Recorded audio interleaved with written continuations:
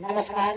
मैं किरण ओझा आज आप लोग के लिए बहुत ही सुंदर एक सोहर गीत लेके आई हूँ हिंदी भाषा में। आप लोग सुनिए, ऐसा लगे लाइक करिए, सब्सक्राइब करिए और हमारे चैनल से दबा के हिंदी लोकगीत को लोग सपोर्ट करिए।